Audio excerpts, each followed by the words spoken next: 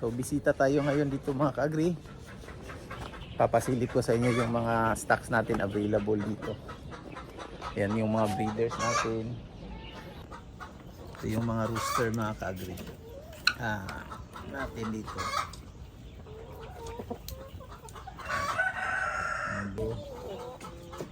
Yan.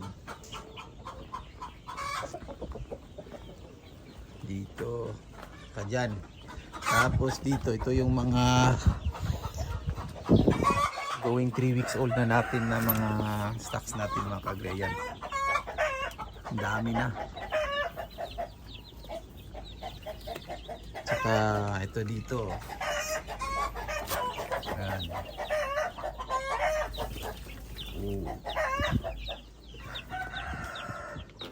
Dito din mga ka-agri. May stocks tayo dito.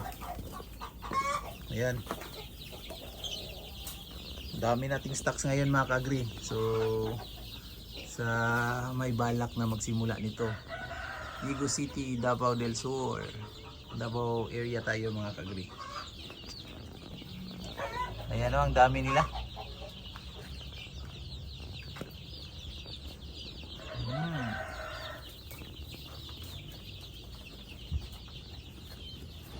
So may mga day old din tayo dito mga ka-agri.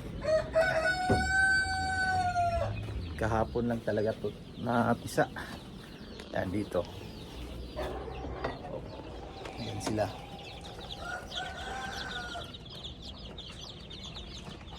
Yan yung mga day old natin. Saka ito dito. Yan.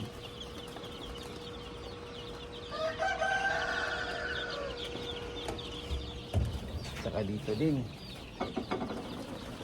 Ayan o. So, puno tayo ngayon mga ka-agri. Dami nating mga sisiyo ngayon. Mga month old, meron din tayo. Tapos may mga pangilan-ilan tayo dito na available. Ito sila dito, medyo nagkahalo-halo na talaga tong dito sila mga ka-agri, may mga males saka females.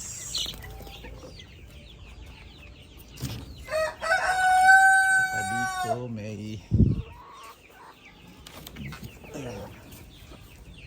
laying na to sila lahat dito mga ka-agri.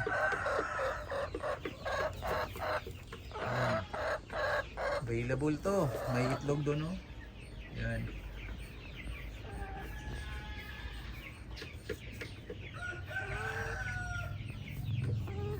Yan. Saka dito, may stocks din tayo dito mga ka-agri.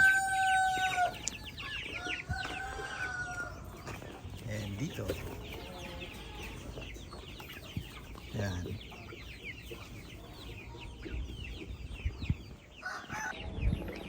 Ligo City, Davao del Sur.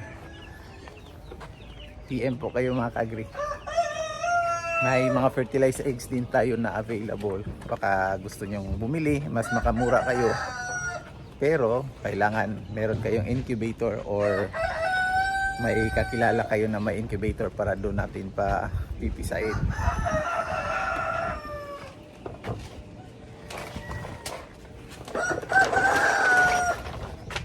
Ayan.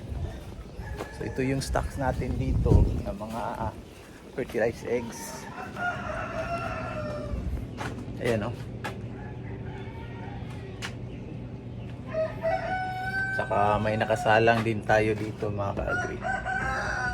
Ayan. Yung hatcher natin malinis na.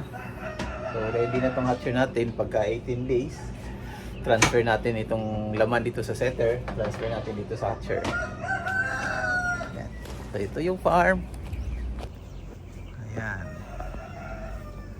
Bagong linis.